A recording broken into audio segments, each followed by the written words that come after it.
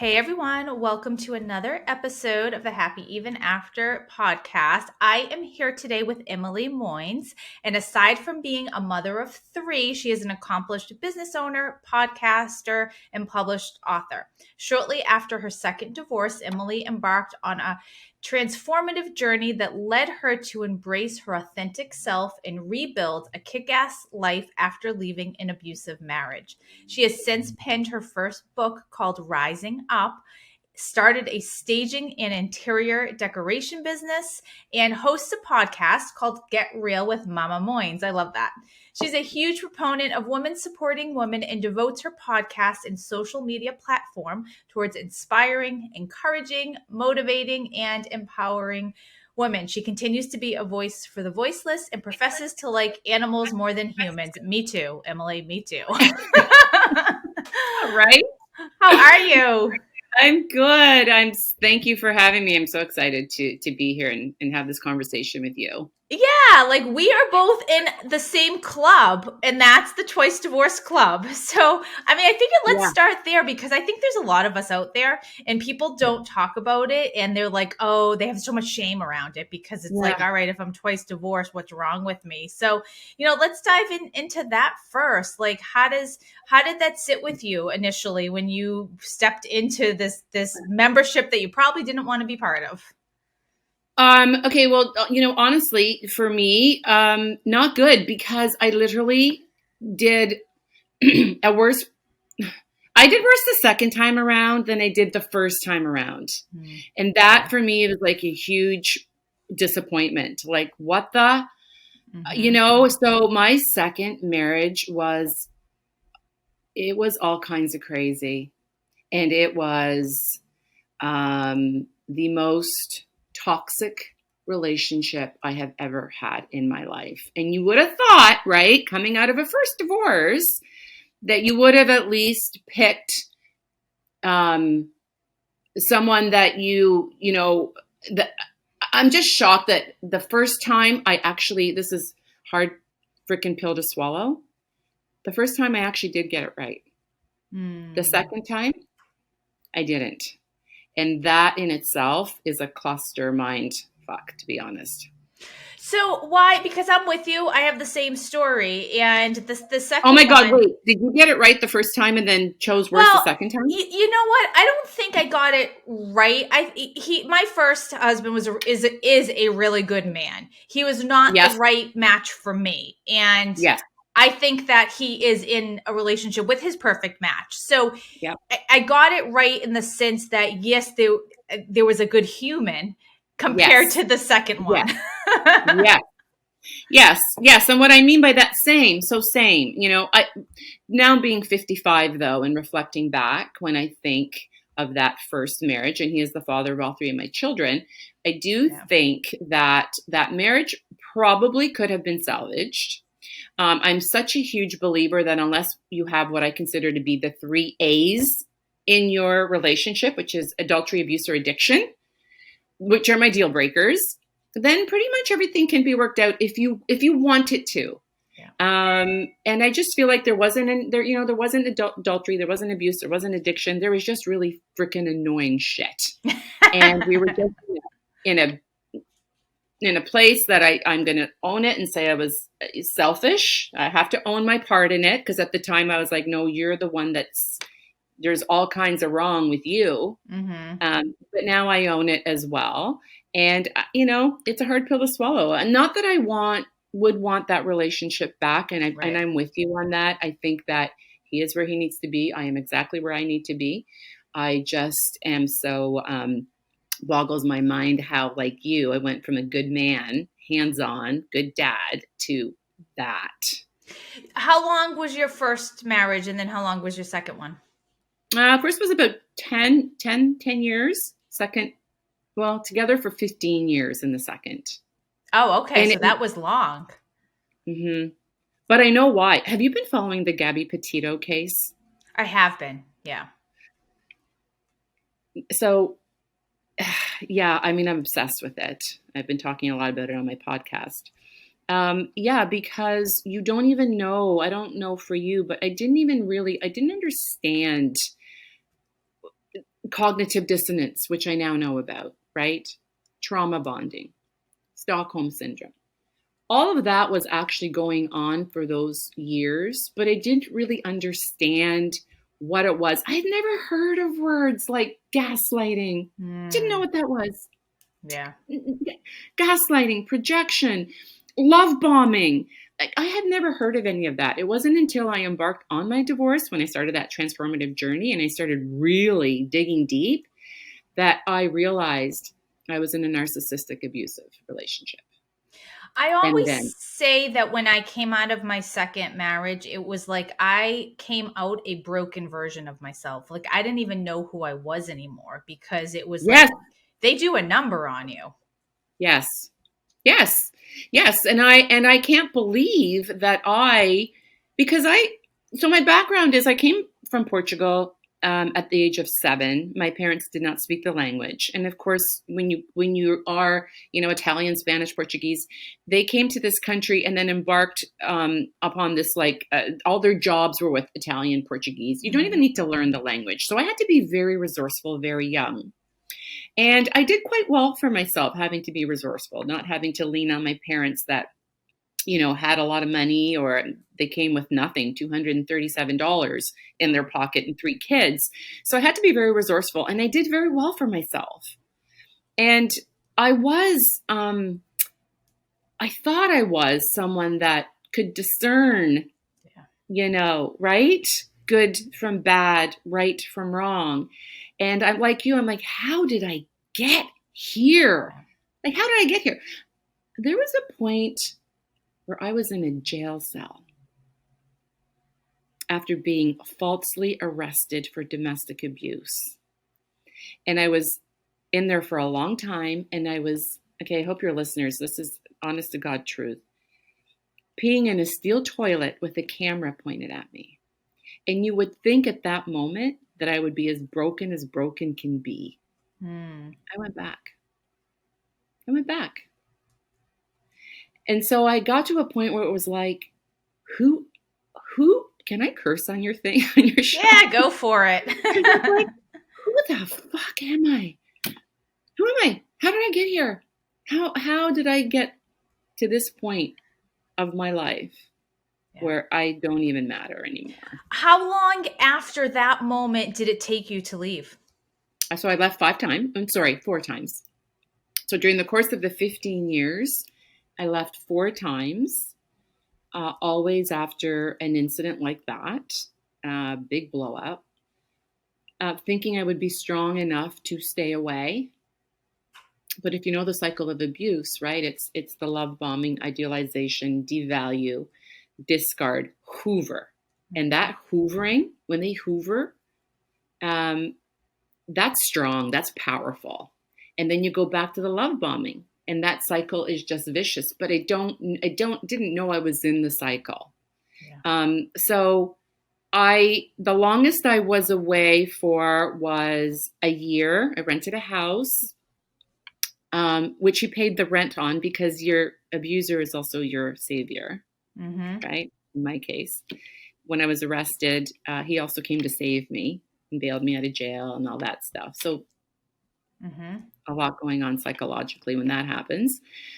So I was away for a whole year and then still went back. And it wasn't until I didn't finally leave for good. It wasn't because of me, it was because of my daughter.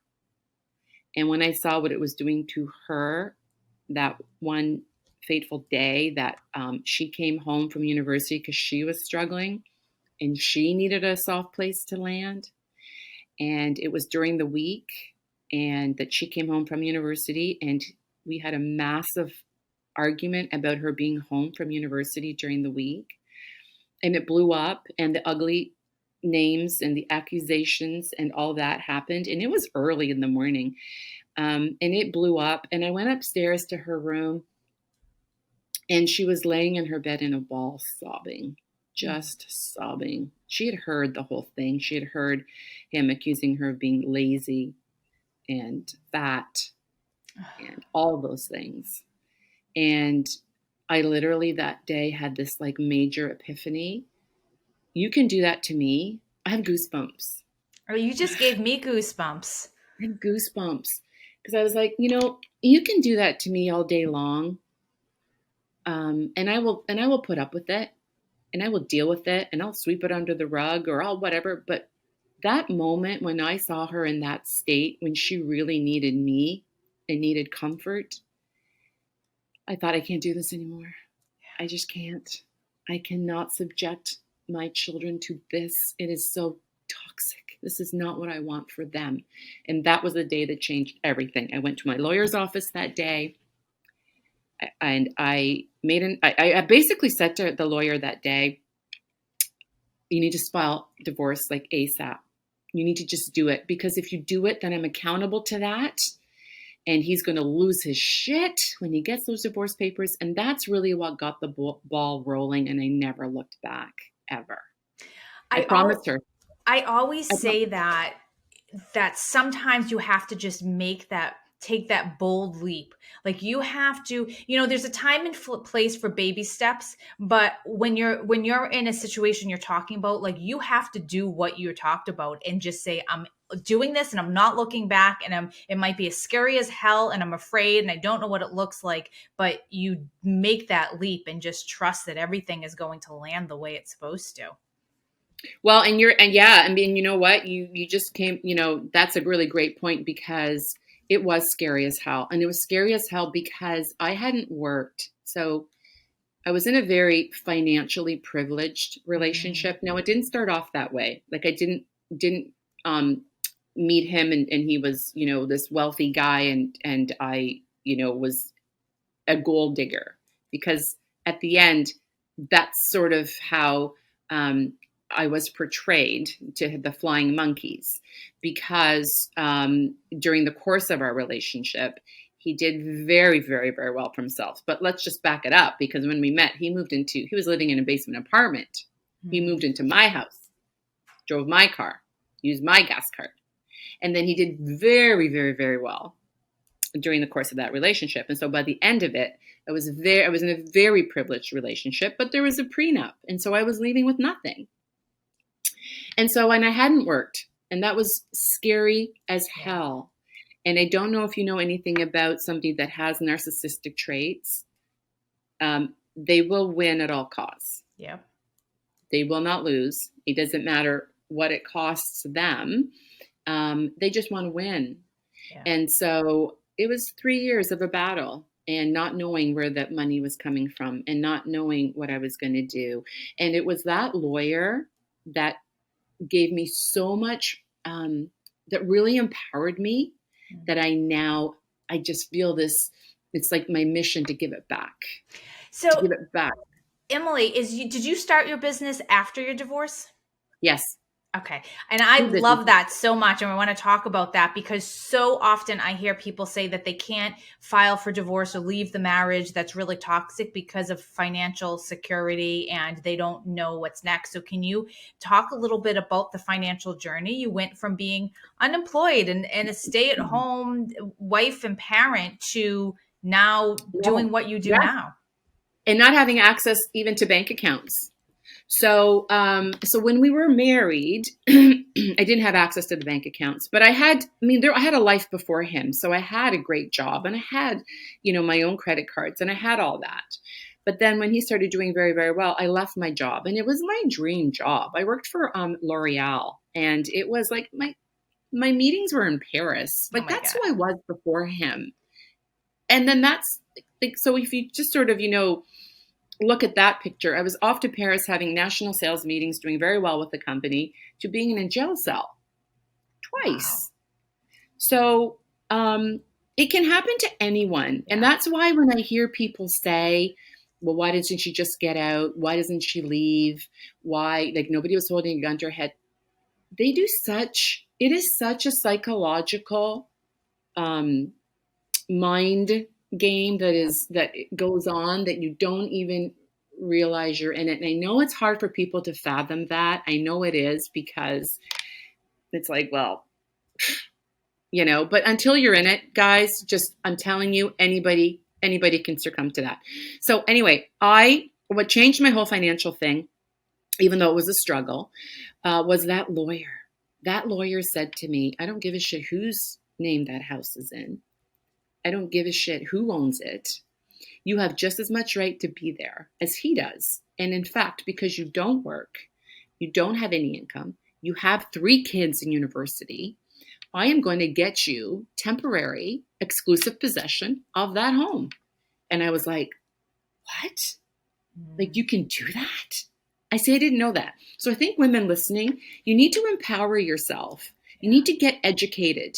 You need to have the knowledge. You need to speak to someone who is empowered, who knows what your rights are, and get educated. Don't just sit back and think, I can't, he's too big. My husband was a multimillionaire. I had no money. I had no access to it. I got a $3,000 paycheck from him every month. And it went to my kids because they're in university, because they're not his kids, they're my kids.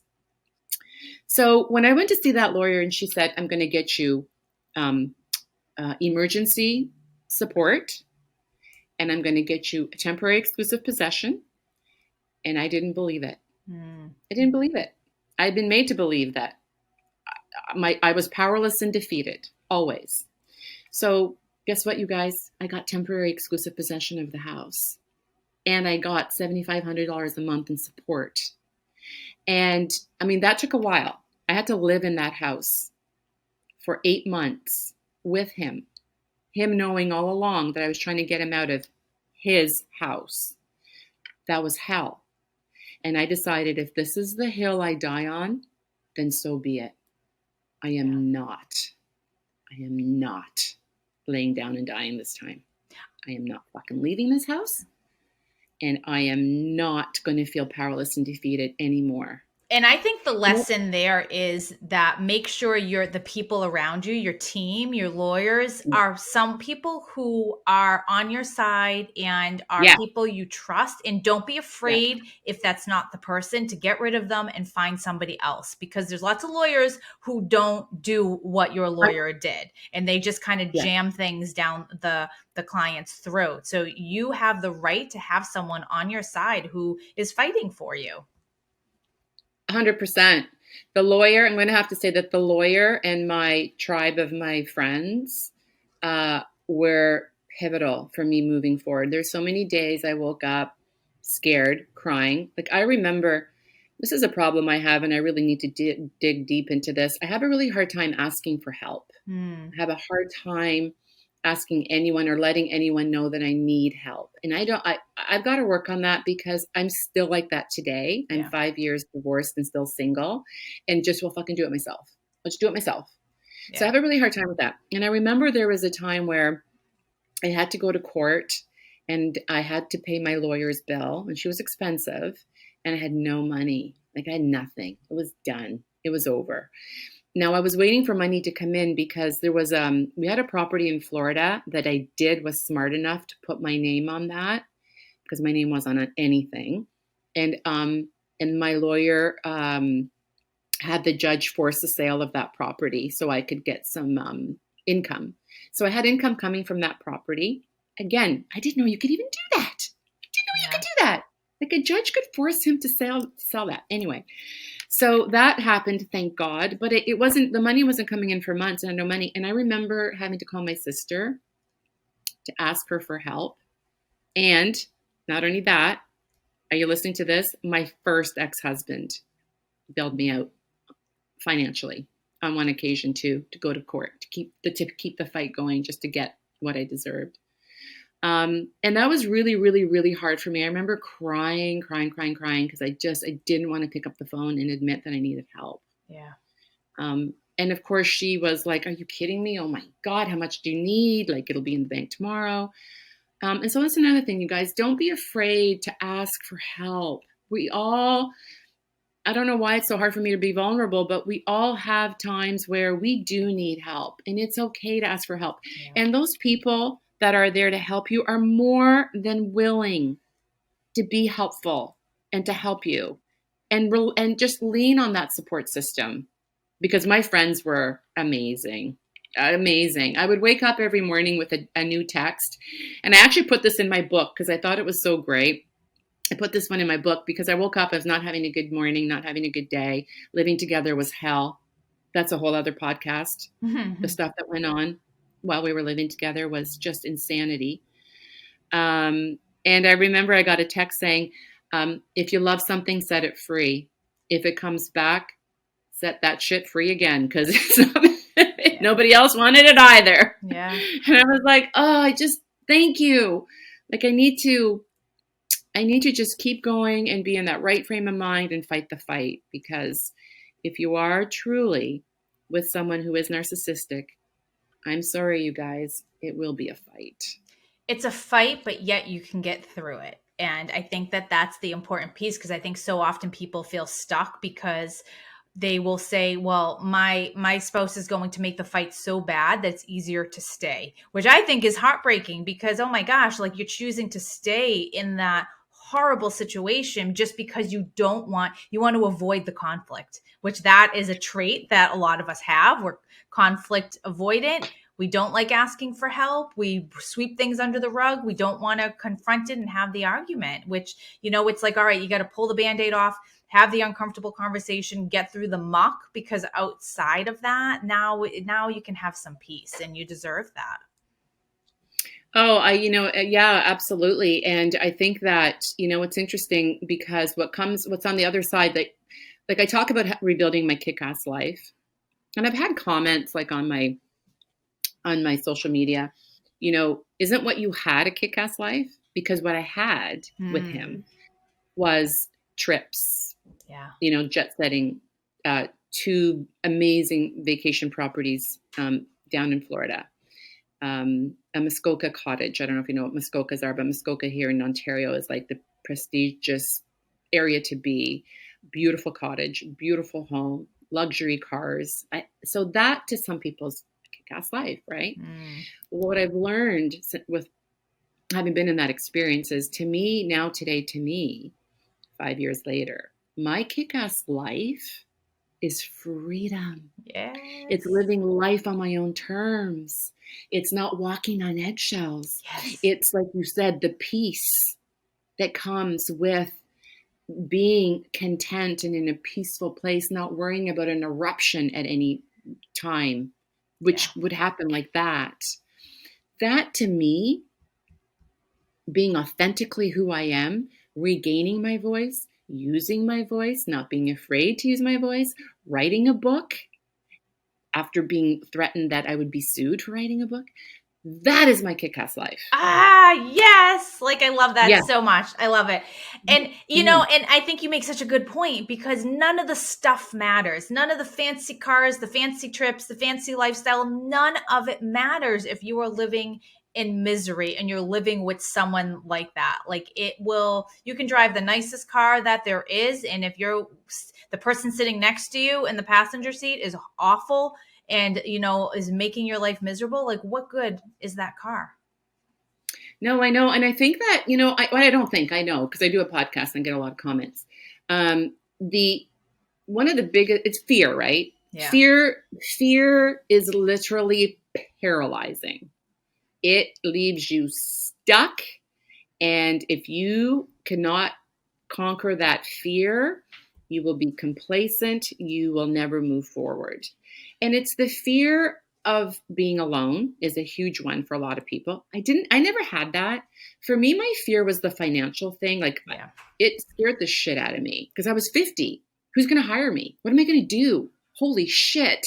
Like, I'm washed up, like in the world of sales and whatever. So that was really, really scary. It was the financial, and I had 3 kids in university, and all that was really super scary. It wasn't the fear of being alone. But for a lot of people, it's the fear of being alone. It's the fear of change. Yeah. And so if you can get past that fear of change, because you're probably going to have to leave your home. You probably are.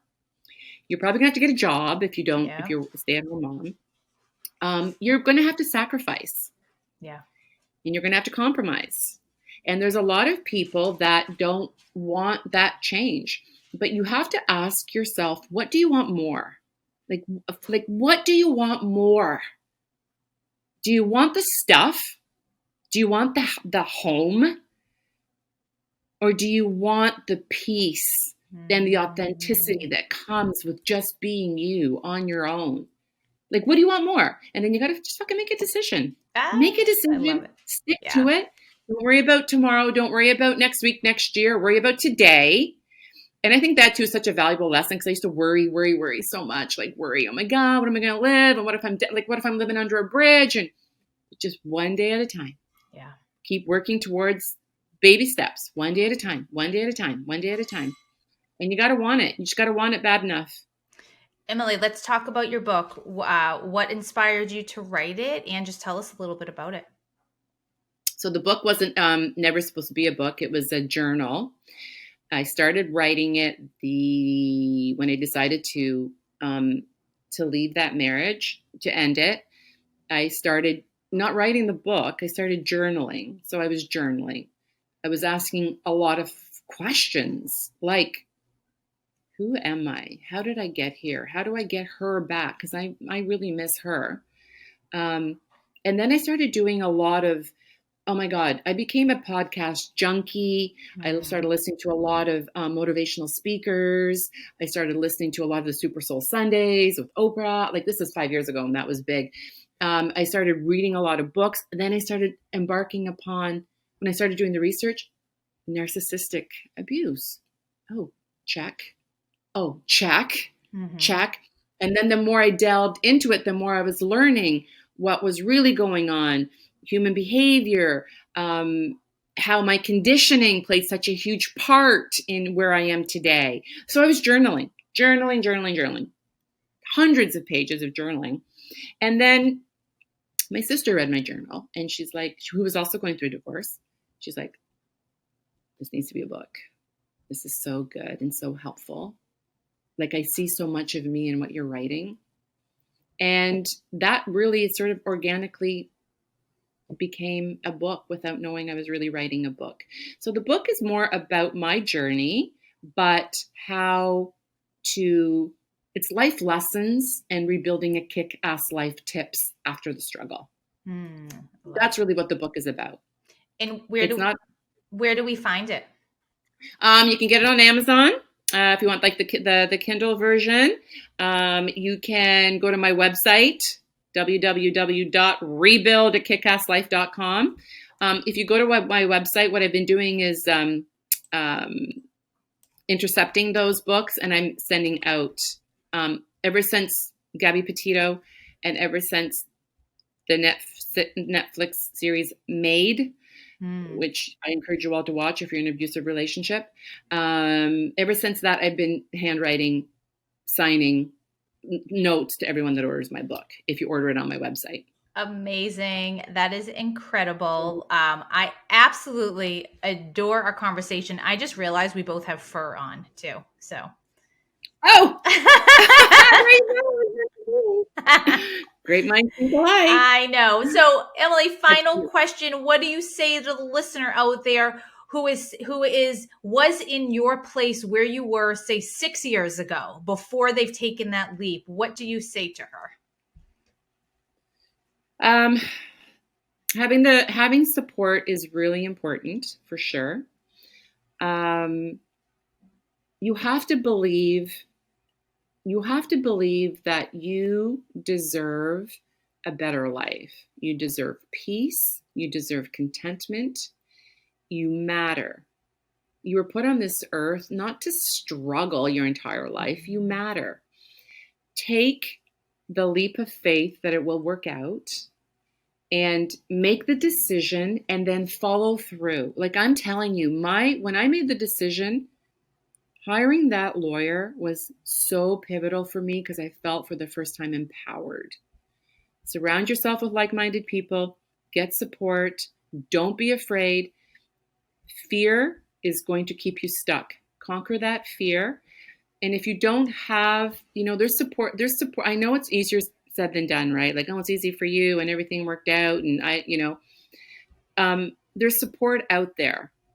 There's women's shelters if you're in a really, abusive relationship.